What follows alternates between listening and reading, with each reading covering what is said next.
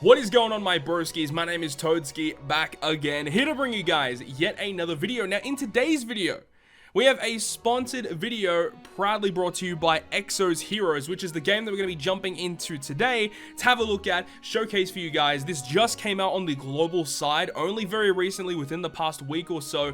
This game has been out in the Korean version, I believe, for a while now, but now we're going to jump into the global version, and they hit me up and said, do you want to make a video talking about this game? I checked it out, and the game actually looks pretty interesting. So in this video today, we're going to basically just give you guys a quick rundown of what the game's all about. We'll go through some summons as well, show off some of the characters and the graphics, and basically just get you in tune as to what you should be expecting with Exos Heroes. So this is the login screen right now. Let's go ahead and jump in. So this is like the main screen where we are right now. This is the airship where we've got our current team showing off for you guys. This character right in the middle is absolutely bombing, and we can actually talk about how to get characters like this in a little bit, of course. But there's lots and lots to see right here on the main screen, and that may be confusing, of course. As you get into the game, it tells you what all of these little features are all about. Of course, if you want to play the game, link down below in the description as per usual. But let's actually just show off how the game works. What's the combat like? Because that's the most important thing. That's the thing where you're going to be spending the most time in this game doing. So let's show off what this is all about. So first of all, this is the overworld where you can actually control your characters on this map to go to different parts of the story, which is pretty interesting. And you want to be doing this as well, because when you actually traverse along this map, you'll actually find certain interactable characters, such as this one here. And if we go ahead and interact with this, this is actually going to trigger like a miniature boss fight where you'll actually get some certain rewards for beating it, and this happens every couple of hours and every day or so. There will be new characters that you can interact with on the map that can give you exclusive items and stuff like that. So you want to make sure that you are actually taking notice of this and interacting with these characters that do appear. Now, for this particular fight, this is an enemy that has a relatively high defense, and this character actually will give you a premium currency for actually getting new characters and such after you defeat this character. So we'll go ahead and skip through this one, and we'll talk about the combat in greater detail in one of the story missions. So now let's actually go ahead and jump into a story mode mission. Let's actually take a little bit of time in discussing the actual UI of the combat screen, which of course is the most important part. But also talking about story missions in a little bit more detail, a really cool thing about story mode missions that you'll actually see when you play through the chapter is that they actually have like fully voiced specific scenes, which is pretty awesome, right? They actually go the extra mile, give all of these characters really dope voice acting, and that actually gets put into each of these chapter scenes, which is pretty awesome. Now, obviously, that's not throughout the entire campaign of the story, it's just throughout certain scenes, but it is very, very cool nonetheless. Now, let's talk about the combat screen. There is a lot to go through here. So first of all, in the top right-hand corner, there is an actual auto button. So if you don't want to, do through the whole tedious things of actually selecting which character and what attack you want to do, or if it's content that's relatively easy, you can just auto it, which actually makes a lot of sense, right? Also, in the top left-hand corner, you can see the waves. So there's different waves of enemies, of course, just like stages or whatever, or fights, how many different waves of enemies you'll have to encounter to complete the stage. There's also missions. So if you complete the missions, you'll get, extra rewards for completing those, which is cool. Now, on the left-hand side as well, you can see the HP and your mana gauge for each of your characters. And also at the very bottom, you'll see the timeline of attacks. So the characters will be moving from left to right, and then when your character comes up, you'll be able to attack with that character. Now, another thing you can see is there is an attribute stone right next to the HP bar of each of these enemies. That actually indicates what color will quote-unquote break them. If you break them, they'll be unable to attack for a certain period of time. So you want to be trying to match up your characters to the enemies so that you can break them, so that you can get more attacks in against them and ultimately win. So on this screen right here, you can see that our character has 3 different attacks. Only one of them is available right now because we need some more mana to charge up, but because we do have type advantage against some of these enemies, by clicking on that and activating the attack, we actually do get to break the enemy. You can see on the right. So that enemy is broken, so that they actually will have to wait a little bit before they can do their actual attack. We've got this enemy in the middle though that we don't know what attribute that they will require in order to break, so you can either test to see which characters will be able to break them, or if you do a little bit of research, you'll be able to figure out. At the start of each quest, it also tells you which characters are likely to be able to be brought to be broken the enemies, which is very good. But at this current point in time, we're just going to keep attacking, and you can see that this character just unlocked his second skill. So this second skill actually says it will grant reflect damage to self for 14 turns. Now, you can see that we do need 2 mana in order to do that, and you actually get mana just by doing your regular generic attack. So we're just going to continue doing our regular attacks against the enemy. We want to charge up as much mana as we possibly can and save those huge hitting attacks for really difficult enemies. So we're going to continue to attack, and we're going to keep moving along here until we reach the final stage. Alright, so we're on wave 2 right now. We're about to move on to the last wave right here. We actually were able to wave clear a lot of those enemies with some of our generic attacks, which is actually pretty good. So now let's move on to the final stage of this story mission against Nurmash. Okay, magical arrow shots. And you can see the actual graphics for these attacks look freaking mental. I absolutely love it, actually. They look so freaking clean. And it's definitely one of the great benefits of this particular game. It's so clean. So we've got a couple of attacks we can go for. We can actually go for this attack, the second attack, which will do an AoE damage. So let's go ahead and do an AoE attack. You see the animations once again. It makes the character, like even the characters' faces are so animated when they attack, which is great. Unfortunately, we cannot use this guy's third attack, which would give us the really good AoE damage, which I used in the last wave, which it would have been nice to try and conserve. So we'll conserve our mana just in case if we do need it. We'll go ahead and break this enemy on the right-hand side there because we do get type advantage there. I think once we get to Bernadette, which is our ice character, she's going to be doing a pretty good wave clear attack, which is what we're going to be aiming for. Let's go ahead and focus down on this guy right here with his Injustice Strike. Beautiful. I love the animations. The animations are so good. We've got, what's this guy's last attack? 350% damage to one enemy. That's not bad. Yeah, we can go ahead and do that. Let's go ahead and do it on this guy. Okay.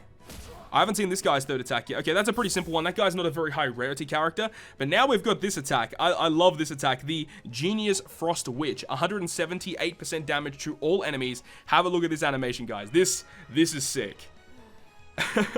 AoE damage, there's a lot of damage. I've been playing this for a little bit now, and this character has been absolutely carrying me through content, clearing all the enemies there, getting us to that boss fight, because that boss did have a shield on him, so that was kind of annoying to break through. But now we can just focus all of our attacks on this guy. You can see he has 4 different attribute stones that will be required in order to break this guy. I have no idea which ones he needs. There's a blue one. There you go. We can use this guy's third attack, which is again another AoE style attack. This guy also has some pretty cool animations. This is the main character or the protagonist of Exos heroes. This guy's absolutely awesome. And boom. Okay, they didn't do too much damage, unfortunately. Let's go and use this attack once again. The Injustice Strike, of course. This guy's pretty dope. This guy is actually someone that you get from just playing the story mode mission. But now we just need to keep focusing our attacks on this guy just to finish him off. That's all we really got to do right here. Try and conserve our mana, because every time you do a generic attack, you gain 1 mana. So we want to make sure that we can maintain our mana so that we can use our larger attacks against the enemy here. So a lot of these turns are just going to be passing through, making sure we can stock up that mana. And of course, we might need to level up some of these characters, but I haven't leveled up my characters too much, only a very, very small amount, because it is early stages of story mode. It's not something that you really need to go ahead and do, but eventually, obviously, once things go ahead, you will need to go ahead and do that. So let's go ahead and finish off this guy right here with the second attack, the Frost Fang from Bernadette, and this is going to do some pretty serious damage, and to finish him off, there we go. Done. Dunzo's mission completed. So that gives you guys just a brief glimpse as to what you should be expecting with the story mission. As you can see here, you've got a cutscene coming through with the fully voiced cutscenes. Absolutely awesome. Now, this is not something you should be expecting throughout every chapter. As I said, some missions do have just 2D sprites talking to each other, but the fact that they've gone the extra step to provide this type of thing during the story mode campaign, it is pretty impressive. But that's pretty much all I really wanted to show you guys about the main story mode map, just to give you guys a quick rundown of all of that. So let's go ahead over to the airship once again, which is where we started off this video from. The airship is where you're going to be going ahead and enhancing your characters and doing summons and stuff like that. So let's go ahead over to the recruit button. So down the bottom, you've got a bunch of different buttons that you can click, and of course, a lot of them are relating to your personal items that you've stored up and leveling up your characters. So let's go to the recruit button and check that out. Now, I've only ever done one actual multi-summon on the banners before. Now, when you come in here for the first time, there is going to be a re-rolling function where you can continuously re-roll a specific multi-summon, and you can get yourself a 5-star to start off the game with, which is actually what I did in order to get one of my characters real quick. If I go ahead and show it off, definitely one of my favorite characters that I've had so far, Bernadette. Bernadette, this is the character right here. I re-rolled for this character. I did have a look online in terms of which were the better characters to re-roll for. This is one of the better ones. There's one that's a really good healer as well, but Bernadette right here is